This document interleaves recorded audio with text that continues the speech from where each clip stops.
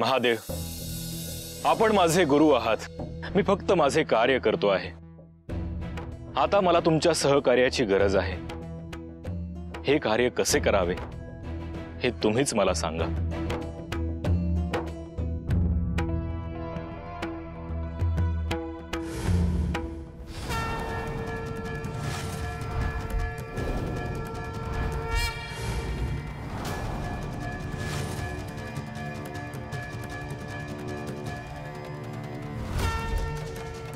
शनिदेव, जेव्हा या सृष्टीची निर्मिती झाली तेव्हाच काही अलिखित नियम निर्माण झाले।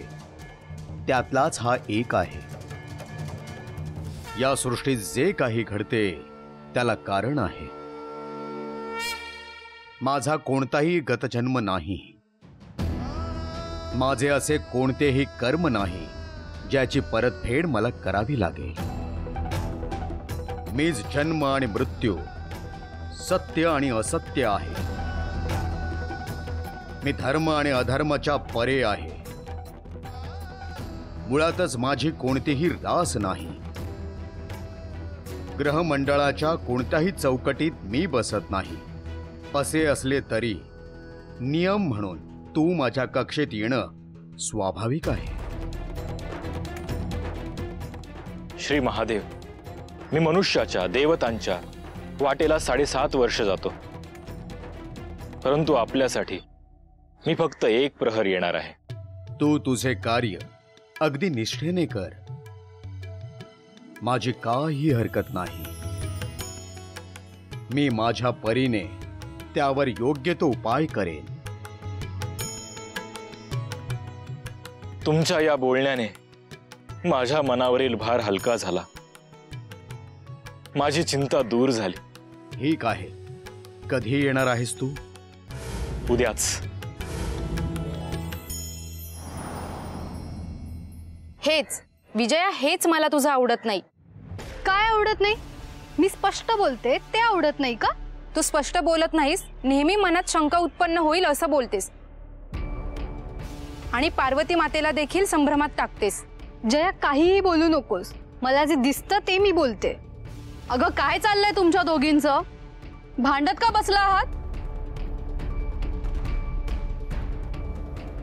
ही जया बघा ना, माझ्यावर आरोप करते। विजया, मी आरोप नाही करत, तू जे वागते ना तेच मी सांगते आहे। झालं का तुमचं? आता भांडू नका बरं। आपल्याला स्वयंपाकाची तयारी करायला हवी। दिवसाचा दुसरा प्रहर संपायच्या आधी कैलासावर सर्वांना भोजन मिळायला हवं।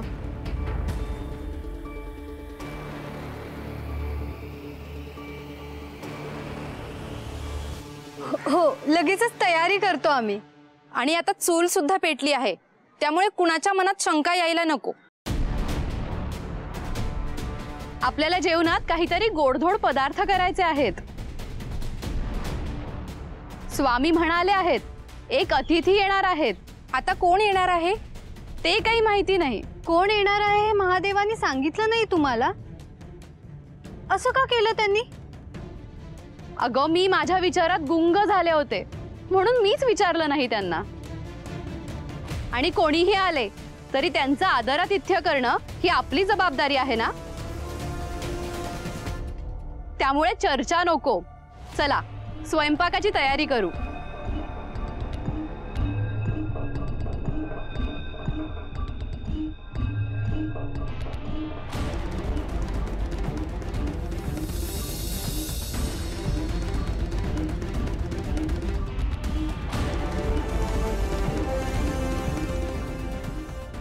प्रणाम माते।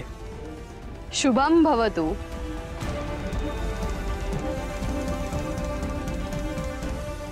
स्वामी, नारद मुनी कुठे गेले?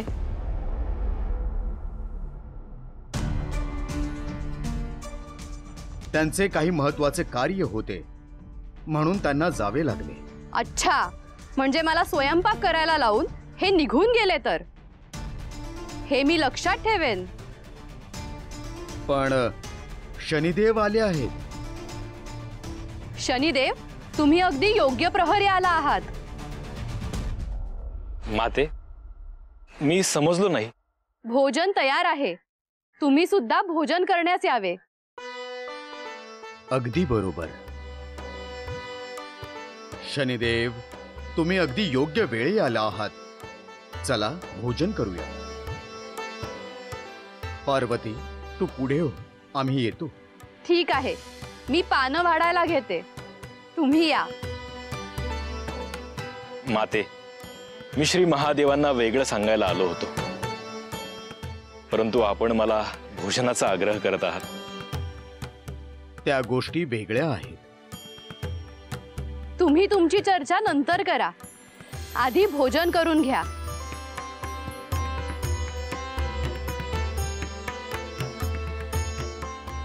गुरुदेव, माझ्या मनात अपराधी भावना येते आहे. मी मातेला काय सांगू? तो देखील एक प्रश्नच आहे. तू माझ्या कक्षेत येणं मी स्वीकारले आहे, परंतु पार्वतीला हे स्वीकारणे कठीण आहे, कारण ती आदिशक्तीचेच रूप आहे.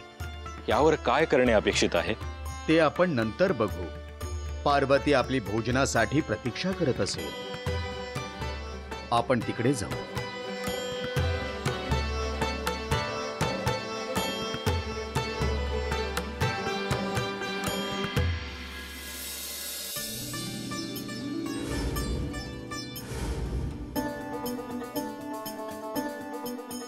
या स्वामी, या शनिदेव, आसन ग्रहण करा. स्वयंपाक तयार आहे.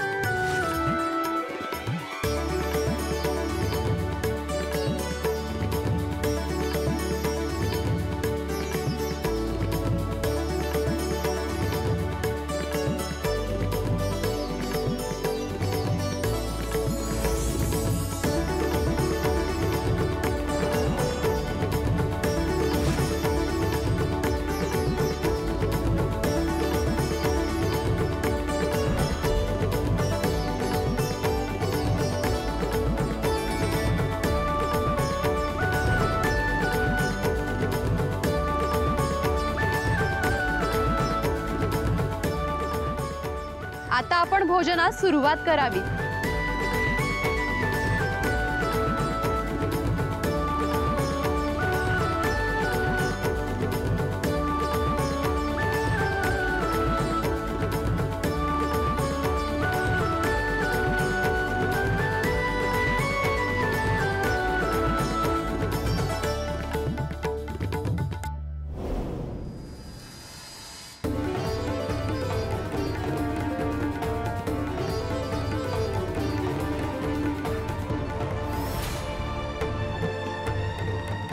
स्वामींच्या चेहऱ्यावरून तर असे वाटते की ते काहीतरी लपवत आहेत.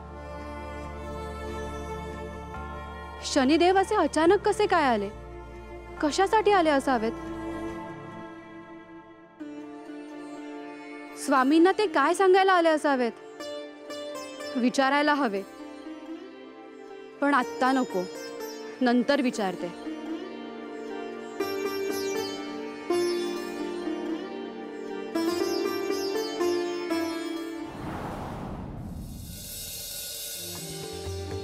माते, भोजन अगदी उत्तम झाले. मी तृप्त झालोय. हे घ्या तांबूल.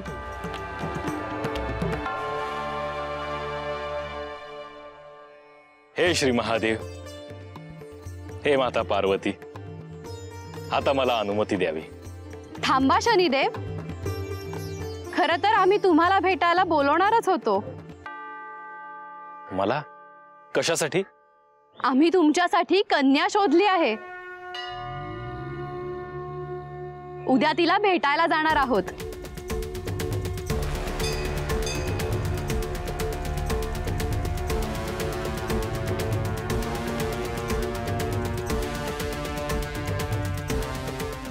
शुभम भवतु।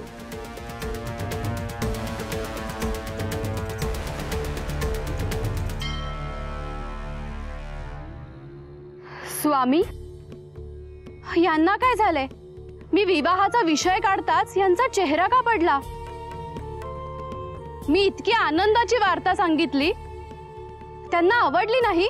पार्वती, त्यांच्या मनात काय आहे हे समजायला थोडा वेळ लागेल. तू चिंता करू नकोस, सर्व काही ठीक होईल. शनिदेवांच्या चेहऱ्यावर उत्साहच दिसला नाही. ते काही न बोलताच निघून गेले. याचा अर्थ काय समजायचा? पार्वती, या मागे नक्कीच काहीतरी कारण असेल. ते समजल्याशिवाय आपण काही तर्क लावू शकत नाही. आताच निष्कर्ष काढणे चुकीचे ठरेल. आपण त्या कन्येला भेटण्यासाठी उद्याच जाणे गरजेचं आहे का? होय स्वामी, आपण जे काही ठरवले आहे तेच करणार आहोत. त्यात काही बदल करू नका. आधी आपण मानसरोवरात जाऊया आणि त्यानंतर त्या कन्येस भेटायला.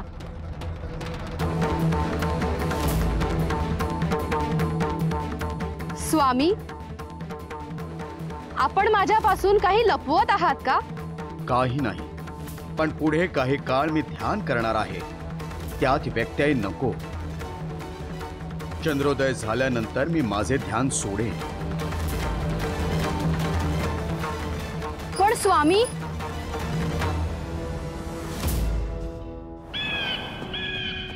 काही गोष्टी या गुरुगम्यच असतात. शिष्याने गुरुचरणी लीन झाल्याशिवाय त्याचे प्रश्न सुटत नाहीत. श्री महादेव माझे गुरु आहेत. मी त्यांच्या अनेक शिष्यांपैकी अत्यंत प्रिय असा शिष्य आहे. मी त्यांच्या कक्षेत येणार आहे हे त्यांनी स्वीकारले याचा मला प्रचंड आनंद झाला आहे आणि माझ्यावरील धर्मसंकट टळले आहे. शनी येतो आहे असे ऐकून भल्या भल्यांची गाळण उडते. पण श्री महादेव शांत होते, स्थिर होते. उद्या सकाळी मी त्यांच्या कक्षेत येण्याआधी त्यांची क्षमा मागेन आणि माझे कार्य सुरू करेन. श्री महादेवांना देवाधिदेव का म्हणतात याची प्रचिती आज मला आली. त्यांना माझे त्रिवार वंदन.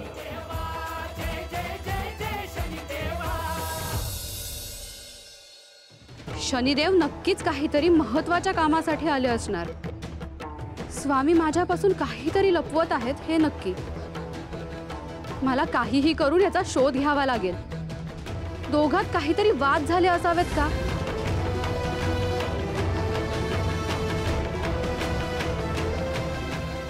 माते, हा, इतका कसला विचार करता आहात? काही नाही ग. असं कसं काही नाही? चेहऱ्यावर काळजी तर स्पष्ट दिसते. काय झालंय सांगा ना, नाहीतर आम्हालाही काळजी वाटत राहील. तुम्हाला माहीतच आहे ना की शनिदेव आले होते. मग त्याचा एवढा काय विचार करायचा? अगं, ते फक्त भेटायला आले नव्हते. त्यांनी स्वामींना काहीतरी सांगितलंय, पण काय सांगितलंय हे कळायला मार्ग नाही. अहो, इतकंच ना? मग तुम्ही शनिदेवांनाच का नाही विचारलं? मी काही विचारण्याच्या आधीच शनिदेव निघून गेले आणि स्वामींना विचारले असता त्यांनी सुद्धा टाळले. बरं, मला एक कळत नाहीये, त्या दोघांत काय झाले हे तुम्हाला का जाणून घ्यायचं आहे? शनिदेव आल्यापासून स्वामी थोडे गंभीर झाले आहेत. मग तुम्ही जाऊन त्यांनाच विचारा, म्हणजे मनातली शंका निघून जाईल. अगं, स्वामी ध्यानाला बसलेत. मला म्हणाले होते की ध्यानात असताना व्यत्यय नको. अरे देवा, असे म्हणाले?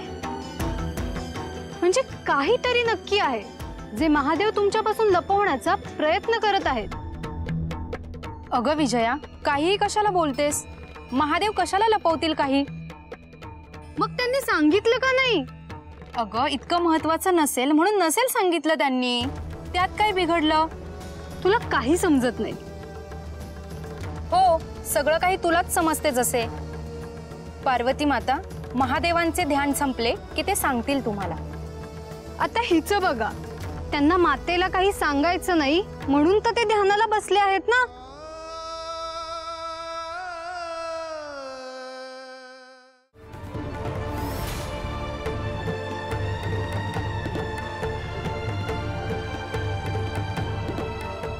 अजूनही स्वामी ध्यान करत आहेत. काल आमचे मानस सरोवरात भ्रमंतीसाठी जायचे ठरले होते. ब्रह्ममुहूर्त झाला आहे आणि अजूनही स्वामी ध्यानस्थ आहेत. काल सुद्धा त्यांनी मला काही सांगितले नाही. विजया काल म्हटल्याप्रमाणे स्वामी माझ्यापासून नक्की काहीतरी लपवत तर नसतील ना?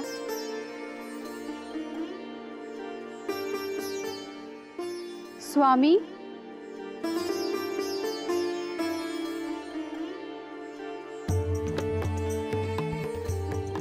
येताय ना?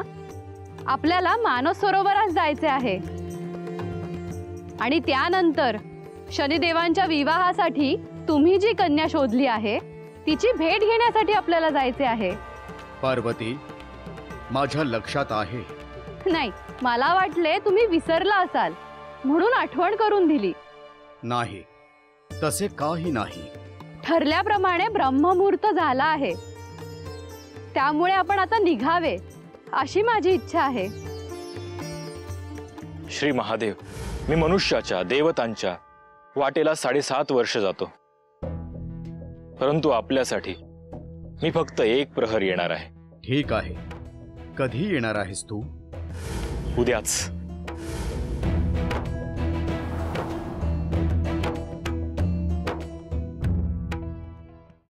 स्वामी, तुम्ही असे शांत का?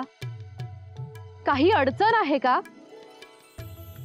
पार्वती, तसे काहीही नाही. आपण नक्कीच मान सरोवरास जाऊ आणि त्या कन्येस भेटायला सुद्धा जाऊ. मी नक्कीच तुझ्या सोबत येईन.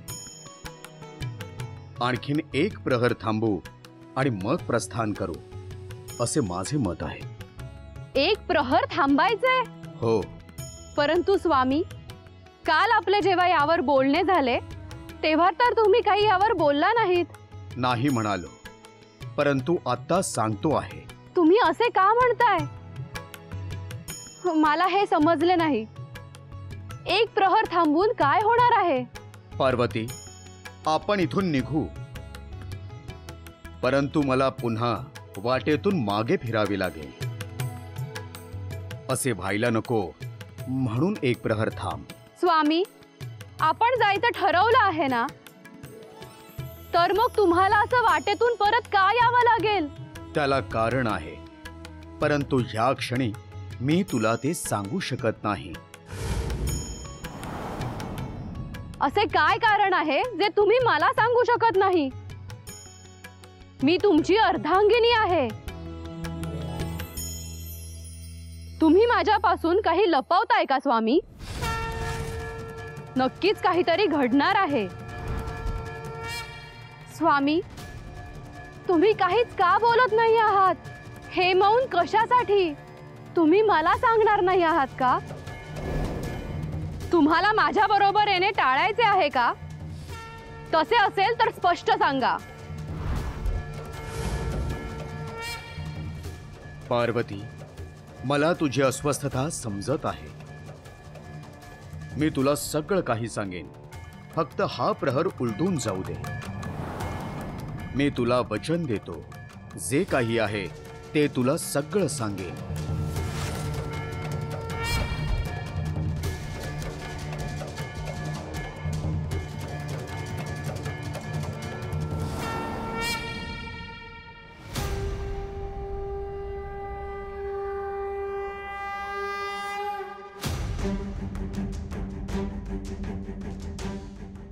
शनी,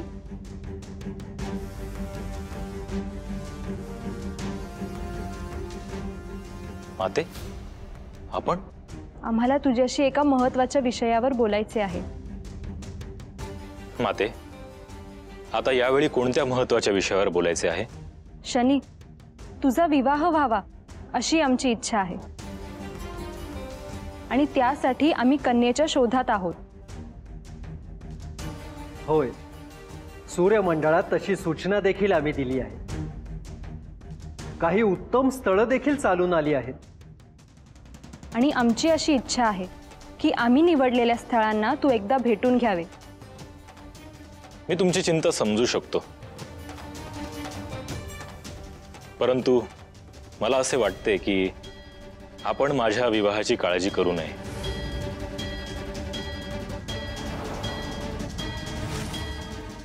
असे का म्हणतो आहे शनी? आम्ही तुझे माता पिता आहोत. होय माते, परंतु माझ्या विवाहासाठी साक्षात श्री महादेव आणि माता पार्वती कन्या शोधत आहेत.